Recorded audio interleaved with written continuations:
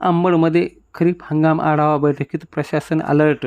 आमदार नारायण कुचे यांचा बँक अधिकाऱ्यांना इशारा. शेतकऱ्याकडे दुर्लक्ष केल्यास विधानसभेत आवाज उठवणार. जालना जिल्ह्यातील अंबड तहसील कार्यालयातील सभागृहात आज शेतकरी प्रश्नावर अक्षरशः गाजली.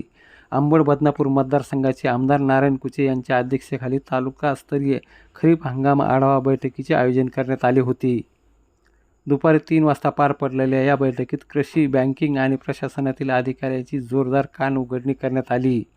बैठकीत उपस्थित तहसीलदार तथा तालुका दंडाधिकारी विजय चव्हाण, उपविभागीय कृषी अधिकारी राम रोडगे, तालुका कृषी अधिकारी बालासाहेब गंडे, गट विकास अधिकारी ज्योती कौरदेवी यांच्यासह कृषी उत्पन्न बाजार समितीचे सभापती अवधूत नाना खडके व भाजपाचे तालुका अध्यक्ष व इतर पदाधिकारी हे मोठ्या संख्येने उपस्थित होते. पाऊस कमी पडणार, शेतकऱ्याचे सज्ज रहा. तालुका कृषी अधिकारी बालासाहेब गंडे यांनी खरीप हंगाम 2026-27च्या पूर्वतयारीचा सविस्तर आढावा घेत शेतकऱ्यांना महत्त्वाचे आवाहन केले.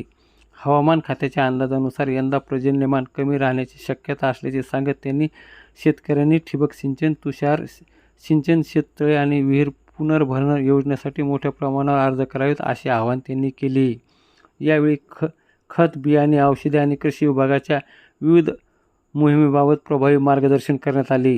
आमदार नारायण कुचे यांचा बँक अधिकाऱ्यावर कारवाईचे संकेत. बैठकीस अनेक बँकेचे अधिकारी अनुपस्थित राहिल्याने आमदार नारायण कुचे यांनी तीव्र नाराजी व्यक्त केली.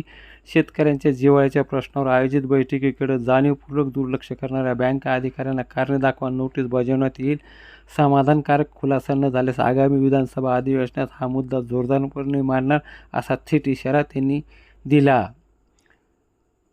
कृषी क्षेत्रात विशेष पीक व आंतरपीक पद्धत राबवून उल्लेखनीय कामगिरी करणाऱ्या तालुक्यातील प्रगतशील शेतकऱ्यांचा आमदार नारायण कुचे यांच्या हस्ते सत्कार करण्यात आला. या सन्मानामुळे सभागृहात उत्साहाचे वातावरण निर्माण झाले. प्रशासन, कृषी विभाग आणि लोकप्रतिनिधी एकाच मंचावर. खरीप हंगामाच्या पार्श्वभूमीवर प्रशासन आणि कृषी विभाग सज्ज असल्याचा संदेश या बैठकीतून देण्यात आला. मात्र बँकेच्या उदासीनतेवरून आगामी काळात राजकीय आणि प्रशासकीय पातळीवर मोठी खळबळ उडण्याची शक्यता व्यक्त केली जात आहे.